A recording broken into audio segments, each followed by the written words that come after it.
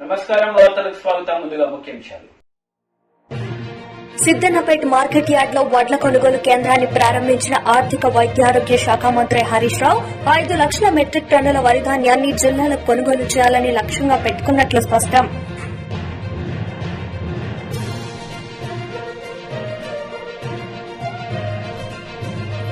మాజీ మంత్రి ఆలపాటి రాజేంద్ర ప్రసాద్ మీడియా సమావేశం, వైసీపీపై ఫైర్.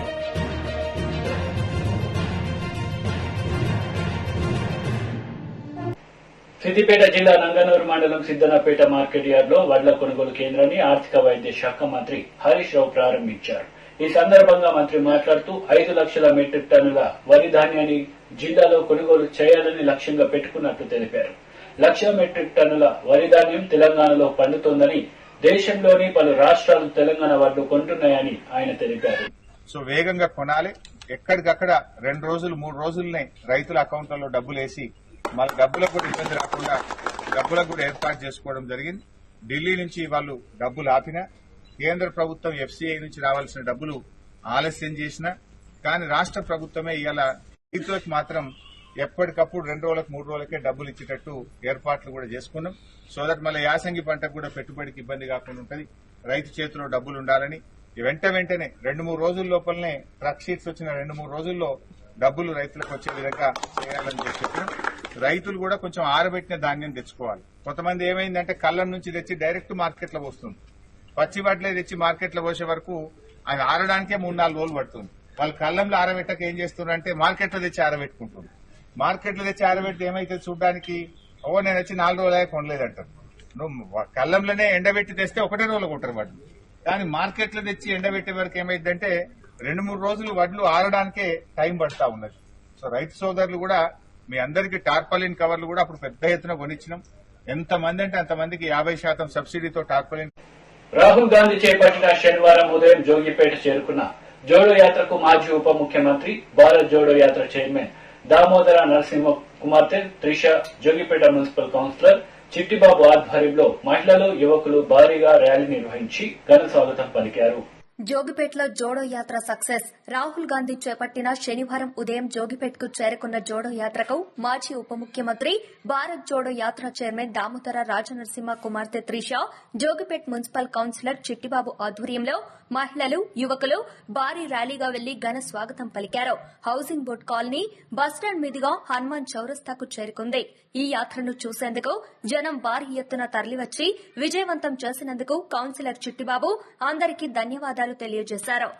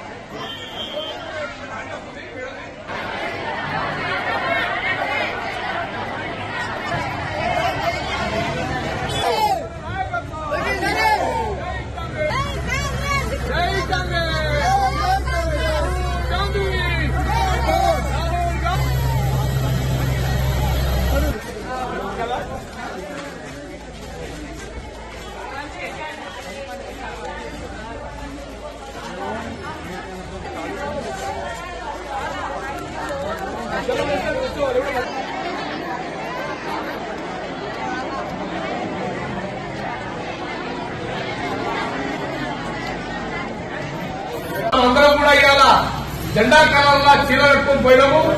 రాహుల్ గాంధీ గారికి అపూర్వమైనటువంటి స్వాగతము సకలం జరిగింది. మనందరూ ఆనందపడ్డారు. కూడా చాలా మంది యువకులు వచ్చారు. టీవీ అడాబో అనే విధానంతో ఇందిరాగాంధీ ఆ రోజు ఒక ఇందిరమ్మ ఇల్లు అనే పథకం తీసుకొచ్చింది. ఇవాళ రాహుల్ గాంధీ గారు పాదయాత్ర చేపట్టడం. కామారెడ్డి జిల్లా కలెక్టర్ కాన్ఫరెన్స్ లో జరిగిన నేషనల్ చిల్డ్రన్ సైన్స్ కాంగ్రెస్ ప్రతి పాఠశాల నుంచి సైన్స్ ఉపాధ్యాయులు దాదాపు 300 వరకు పాల్గొన్నారు. నేషనల్ చిల్డ్రన్ సైన్స్ కాంగ్రెస్ పై సైన్స్ ఉపాధ్యాయులకు సన్నాహక సదస్సు. కలెక్టర్ కాన్ఫరెన్స్ హాల్లో జరిగినటువంటి నేషనల్ చిల్డ్రన్ సైన్స్ కాంగ్రెస్ కు ప్రతి పాఠశాల నుంచి సైన్స్ ఉపాధ్యాయులు దాదాపు 300 వరకు పాల్గొన్నారు. జిల్లా సైన్స్ అధికారి శ్రీ సిద్దిరామరెడ్డి గారి అధ్యక్షతన జరిగింది. ఈ కార్యక్రమంలో జిల్లా విద్యాశాఖ అధికారి శ్రీ ఎస్ రాజు గారు ఉపాధ్యాయుని ఉద్దేశించి మాట్లాడుతూ కామారెడ్డి జిల్లాలో సైన్స్ కార్యక్రమాలు చాలా బాగా జరుగుతున్నాయని, రాష్ట్ర స్థాయి, జాతీయ స్థాయిలో పాఠశాల విద్యార్థులను పాల్గొనేలా చేయాలని, ఇందుకు ఉపాధ్యాయుల సహకారం, సమన్వయం చాలా అవసరమని అన్నారు. Assistant commissioner of government examination incharge Shri Lingam గారు మాట్లాడుతూ విద్యార్థులలో శాస్త్రీయ దృక్పథం పెంపొందించడంలో జిల్లా సైన్స్ ఉపాధ్యాయులు చాలా చక్కగా పనిచేస్తున్నారన్నారు. ఈ కార్యక్రమంలో డీఈఓ ఎస్ రాజు గారితో పాటు assistant commissioner of government examination incharge Shri Lingam గారు, అధికారులు శ్రీపతి గారు, మనోహర్ గారు, వేణు గారు, ఎఫ్పీఎస్టీ అధ్యక్షులు శ్రీ ప్రతాప్ రెడ్డి గారు, బాపిరెడ్డి గారు, రిసోర్స్ పర్సన్స్ గా శ్రీ పి ప్రవీణ్ కుమార్ గారు, రాజు గారు, బాలగంగాధర్ గారు, కృష్ణకర్ గారు, స్వర్ణలత గారు, సురేష్ గారు, నాగభూషణం గారు వ్యవహరించారు. నేడు కలెక్టరేట్ కాంప్లెక్స్ లో ఒకరోజు శిక్షణ కార్యక్రమాన్ని ఏర్పాటు చేసుకోవడం జరిగింది. నేషనల్ చిల్డ్రన్ సైన్స్ కాంగ్రెస్ పైన జిల్లాలోని సైన్స్ అన్ని యాజమాన్య పాఠశాలల సైన్స్ ఉపాధ్యాయులకు శిక్షణా కార్యక్రమం ఏర్పాటు చేయడం జరిగింది. ఈ కార్యక్రమానికి ముఖ్య అతిథిగా జిల్లా విద్యాశాఖ అధికారి శ్రీ ఎస్ రాజు గారు, అదేవిధంగా పరీక్షల విభాగం కమిషనర్ లింగం గారు, ఎఫ్పీఎస్టీ అధ్యక్షులు ప్రతాప్ రెడ్డి గారు, బయోసైన్స్ ఫోరం అధ్యక్షులు బాబురెడ్డి గారు మరియు జిల్లాలోని అన్ని సైన్స్ టీచర్లు ఈ కార్యక్రమంలో పాల్గొనడం జరిగింది. ముఖ్యంగా ఈ విద్యా సంవత్సరంలో నేషనల్ చిల్డ్రన్ సైన్స్ కాంగ్రెస్ పైన జిల్లా స్థాయి సెమినార్ను నవంబర్ చివరి వారంలో ఏర్పాటు చేయబోతున్నాం. అంతేకాకుండా జవహర్లాల్ నెహ్రూ సైన్స్ ఎగ్జిబిషన్, తెలంగాణ ప్రభుత్వం ప్రతిష్టాత్మకంగా చేపట్టినటువంటి తెలంగాణ స్టేట్ ఇన్నోవేషన్ ఛాలెంజ్, ఈ 3 కార్యక్రమాలను కూడా ఈ నవంబర్ చివరి మాసంలో ఏర్పాటు చేయడానికి, దానికి కావాల్సినటువంటి శిక్షణ కార్యక్రమాన్ని ఈరోజు మనం ఏర్పాటు చేసుకోవడం జరిగింది. దీంట్లో జిల్లాలో ఉన్నటువంటి అంటే అన్ని మ్యాథమెటిక్స్, సైన్స్, అదేవిధంగా బయోసైన్స్, ఫిజికల్ సైన్స్ ఉపాధ్యాయులు మరి వీరిపై తరబేదును పొందడం జరిగింది. ఆర్పీలుగా రిసోర్స్ పర్సన్స్ గా మరి వ్యవహరించినటువంటి మిత్రులు రాజు గారు, ప్రవీణ్ గారు, అదేవిధంగా స్వర్ణలత మేడం గారు, కృష్ణాకర్ గారు, నాగభూషణం గారు మరియు బాలగంగాధర్ గారు, మీరు టీచర్లకు మరి మంచి అవగాహన కల్పించడం జరిగింది. కాబట్టి ఈ అవగాహనతో సైన్స్ ఉపాధ్యాయులందరూ మరి ఈ చివరి మాసంలో జరిగేటటువంటి నేషనల్ చిల్డ్రన్ సైన్స్ కాంగ్రెస్ లోను, అదేవిధంగా జవహర్లాల్ నెహ్రూ సైన్స్ ఎగ్జిబిషన్లోను, తెలంగాణ స్టేట్ ఇన్నోవేషన్ సెల్లోను మరి విద్యార్థులకు సరైనటువంటి ప్రోత్సాహాన్ని, సహకారాన్ని అందించి మరి వారు అంతర్జాతీయ స్థాయికి ప్రాజెక్టులు తీసుకొచ్చే విధంగా కృషి చేస్తారని ఆశిస్తూ ముగించుకుంటాం. Thank you. రాహుల్ గాంధీ జోడో యాత్ర శనివారం సుల్తాన్పూర్ నుండి ప్రారంభమై జోగిపేటకు చేరుకుంది. రాహుల్ గాంధీకి కాంగ్రెస్ నాయకులు, కార్యకర్తలు, అభిమానులు, రైతు సంఘాలు ఘన స్వాగతం పలికారు. జోగిపేట అస్మాన్ సాగర్ గ్రామం మీదుగా కొనసాగిన పాదయాత్ర మండలంలోని దానంపల్లి గ్రామ శివారులో ఏర్పాటు చేసిన కార్నర్ సెంటర్ కి చేరుకున్నారు. రాహుల్ గాంధీ జోడో యాత్ర శనివారం సుల్తాన్పూర్ నుండి ప్రారంభమై జోగిపేట్కు చేరుకుంది. రాహుల్ గాంధీకి కాంగ్రెస్ నాయకులు, కార్యకర్తలు, అభిమానులు, రైతులు ఘన స్వాగతం పలికారు. జోగిపేట్ అన్నసాగర్ గ్రామం మీదుగా కొనసాగిన పాదయాత్ర మండలంలోని దానంపల్లి గ్రామ శివారులో ఏర్పాటు చేసిన కార్నర్ సెంటర్ కి చేరుకున్నారు. ఇక్కడ అల్పాహారం భోజనం చేసి విరామం తీసుకున్నారు. మధ్యాహ్నం 3 గంటలకు దానంపల్లి నుండి యాత్ర ప్రారంభించి ఎర్రారం, రామ్సన్పల్లి గ్రామాల మీదుగా గడిపెద్దాపూర్ చేరుకోనున్నారు.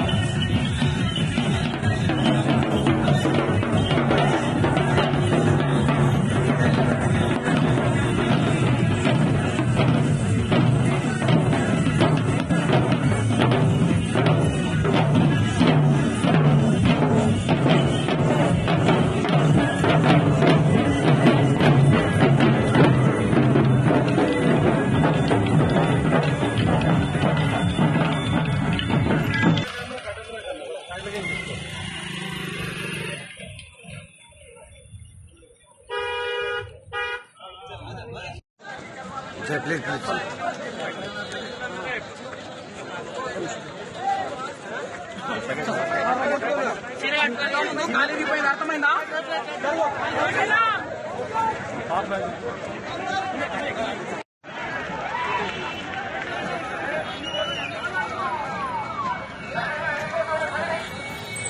ఏ మామా, రే మామా.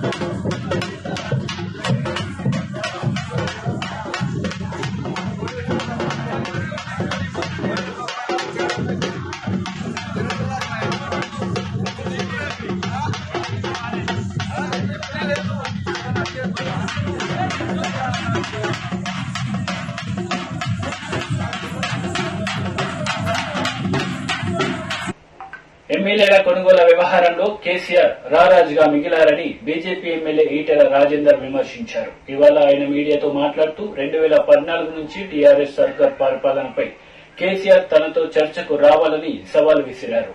నిప్పు కనికలైతే మాట్లాడుతున్నాడు, వాళ్ళు ఎట్లా నిప్పు కనికలైతారు, ఎట్లా పరమ పవిత్రులైతారో ఇవాళ తెలంగాణ ప్రజలంతా కూడా అడుగుతున్నారు.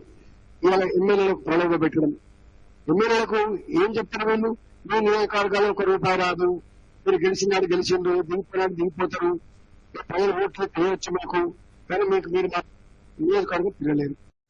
ఎక్కడైతే ప్రతిపక్ష పార్టీ ఎమ్మెల్యే గెలిచిందో ఆ ప్రతిపక్ష పార్టీల ఎమ్మెల్యే గెలిచిన జాగాలో ఆ జిల్లా మంత్రులు ఓడిపోయిన ఆయన తీసుకుపోయి స్టేజ్ మీద కూర్చోబెడతారు, ఓడిపోయిన ఆయన తోటి పెన్షన్లు పంచిస్తారు, ఓడిపోయిన ఆయన తోటి మీరు కళ్యాణ లక్ష్మి పంచిస్తారు, ఓడిపోయిన ఆయన ఇస్తే మీరు సీఎం రిలీఫ్ పండిస్తారు, ఓడిపోయిన టీడీపీ పోలింగ్ బ్యూరో సభ్యులు వల్ల రామయ్య మీడియా సమావేశం నిర్వహించారు. ఈ సందర్భంగా పలు అంశాలపై ఆయన మాట్లాడారు. జాగ్రత్తలు తీసుకోలేదు. అదే జగన్మోహన్ రెడ్డి గారు బయట చేస్తే పరదాలు చుడతారు. ముందస్తుగా తెలుగుదేశం పార్టీ కార్యకర్తలందరినీ హౌస్ అరెస్టులు చేస్తారు, కనిపించిన వాళ్ళని పికప్ చేస్తారు, పోలీస్ స్టేషన్ లో పెడతారు. జగన్మోహన్ రెడ్డి గారు వచ్చి ఆయన తిరిగి వెళ్లేంత వరకు కూడా తెలుగుదేశం పార్టీ కదలికలన్నిటి మీద వాచ్ పెడతారు, కదలకుండా చేస్తారు. మరి చంద్రబాబు గారు వచ్చినప్పుడు చేయరండి.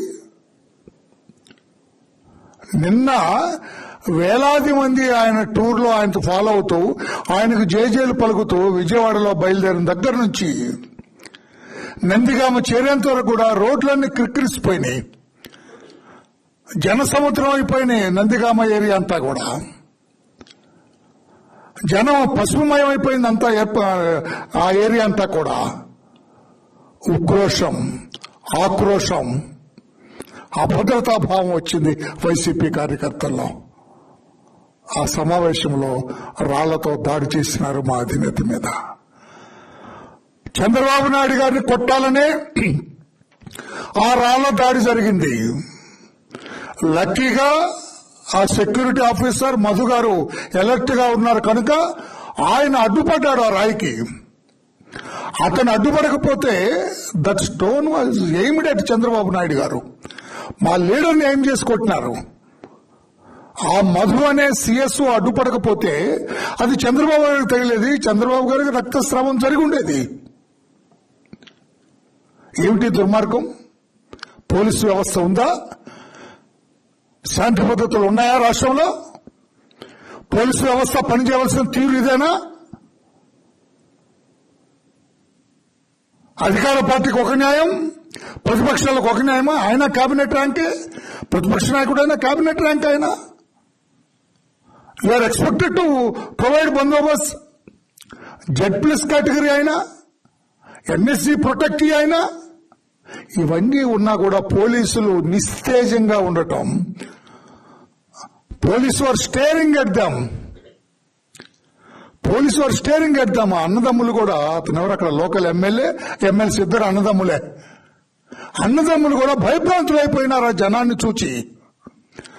చంద్రబాబు గారు రావటం వల్ల తెలుగుదేశం పార్టీకి అక్కడ ఇచ్చిన రిసెప్షన్ గాని, ఆ ప్రజలు పలికిన ఆ మద్దతు గాని, ఆ జేజేలు గాని, ఆ పోలవర్షం గాని చూచి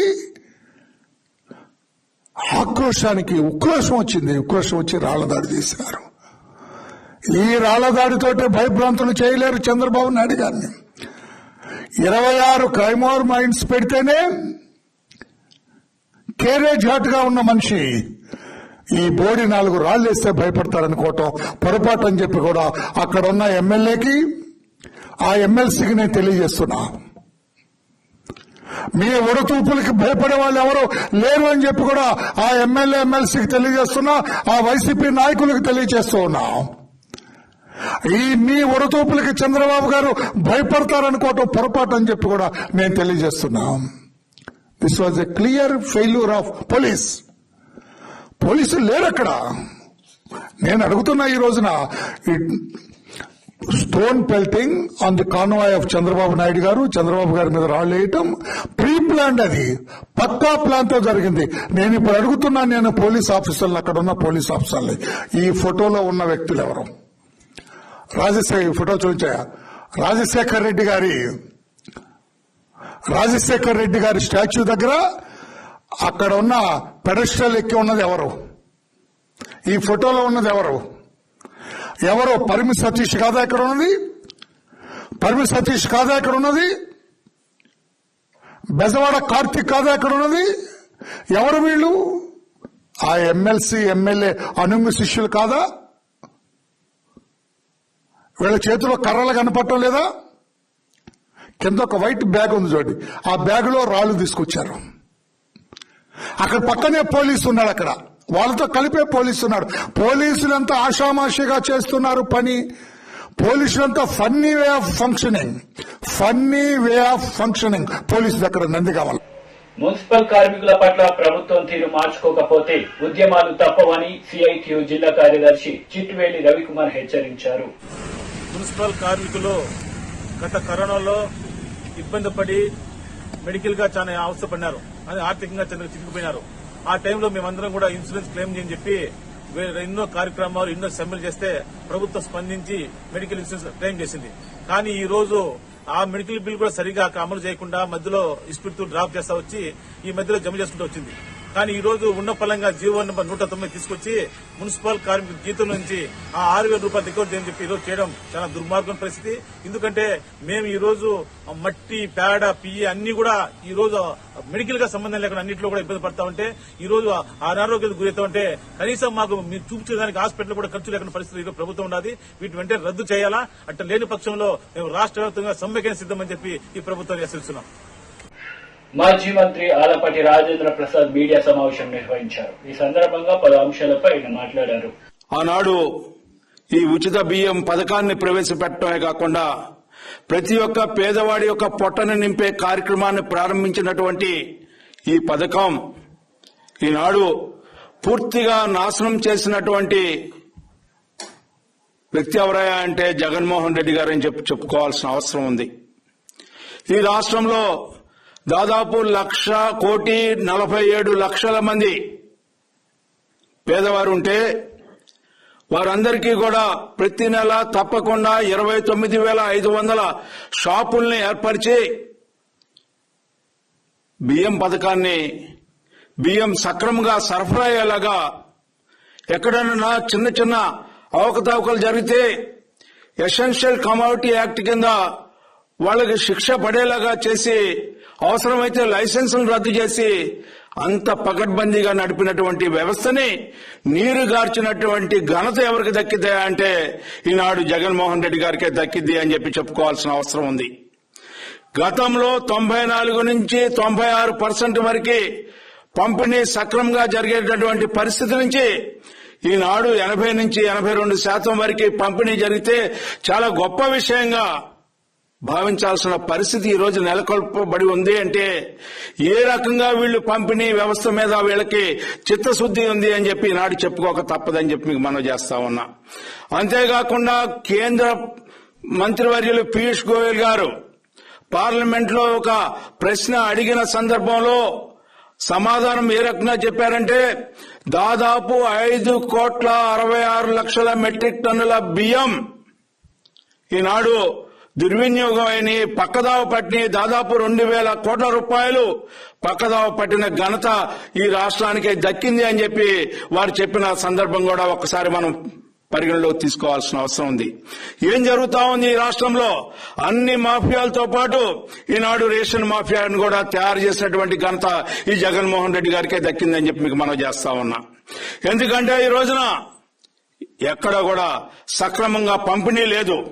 ఈనాడు 1,47,00,000 కార్డులకి 1,44,00,000 తగ్గించినప్పుడే నీ యొక్క అసలు రూపం, అసలు వ్యవహారం, నీ యొక్క నిజస్వరూపం ఈనాడు ప్రజలకి అర్థమైందని చెప్పి పేదవాడి పట్ల నువ్వు ఏ రకమైన చిత్తశుద్ధితో ఉన్నావు, ఏ రకమైన ఆలోచనతో పేదవాడి పట్ల ఉన్నావు, ఏ పేదవాడికి ఓట్లయితే నువ్వు చూరుకొని విశ్వాసంతో నువ్వు గద్దెనెక్కావో ఇవాళ ఆ పేదవాడి యొక్క తూట్లు పొడిచే పరిస్థితి వచ్చామని చెప్పి మీకు మనం చేస్తా ఉన్నా. అంతేకాదు ఈ రోజున ఈ యొక్క వ్యవస్థని పూర్తిగా నాశనం చేయడానికి 9,500 వాహనాలు కొన్న ఘనత కూడా నీకే తక్కింది. ఇవాళ దాదాపు 1,600 కోట్ల రూపాయల్ని ఖర్చు పెట్టి ఈ వాహనాల ద్వారా ఇంటింటికి నేను బియ్యాన్ని పంచుతానని చెప్పి ఈ డీలర్ల యొక్క పొట్టగొట్టి 29,500 డీలర్లను పొట్టగొట్టినటువంటి ఘనత కూడా మీకే దక్కిందని చెప్పి మీకు మనం చేస్తా ఉన్నాను. ఎందుకంటే ఈ రోజున 9,500 వాహనాలు కొన్నావు. ఈ వాహనాల ద్వారా బియ్యాన్ని పంపిణీ చేస్తున్నానని చెప్తా ఉన్నావు. ఈ బియ్యం సక్రమంగా పంపిణీ జరుగుతా ఉందా అని చెప్పి నేను అడుగుతా ఉన్నా. 82% ఎందుకు పంపిణీ జరుగుతా ఉందని చెప్పి నేను అడుగుతా ఉన్నా. మిగతా గతంలో 94 నుంచి 96% వరకు జరిగినటువంటి పంపిణీ ఇవాళ ఎందుకు సక్రమంగా పంపిణీ జరగట్లేదా అంటే నువ్వు ఎప్పుడైతే అరవిందోకి కాకినాడ పోర్టుని కట్టబెట్టావో ఆనాడే ఈనాడు పేదల పొట్టలను కొట్టి నువ్వు ఘరానాగా దోచుకోవటానికి నీ రంగం సిద్ధం చేసినప్పుడే మాకు అర్థమైంది ఈ మాఫియా ఇక్కడితో ఆగదు. ఈ మాఫియా ఈ వ్యాన్ల ద్వారానే లారీలకు ఎక్కుతా ఉన్నాయి. 13 జిల్లాల్లో ఎక్కడ పడితే అక్కడ అక్రమంగా రేషన్ బియ్యాన్ని రవాణా పోలీసుల యొక్క సహకారంతో పోర్టుల దాకా తీసుకెళ్లి పోర్టుల్లో పట్టుబడ్డ సంఘటన కూడా మనం ఒకసారి గుర్తు తెచ్చుకోవాల్సిన అవసరం ఉందని చెప్పి మీకు మనం చేస్తా ఉన్నా.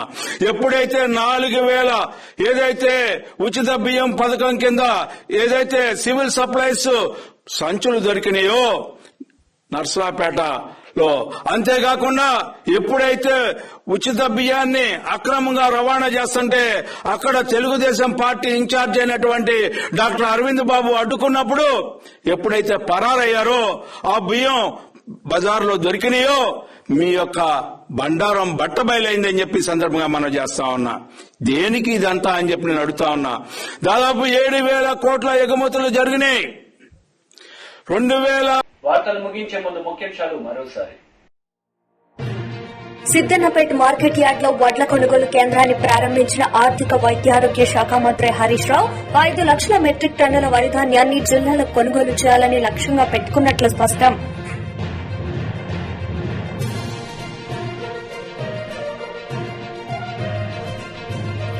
మాజీ మంత్రి ఆలపాటి రాజేంద్ర ప్రసాద్ మీడియా సమావేశం, వైసీపీపై ఫైర్.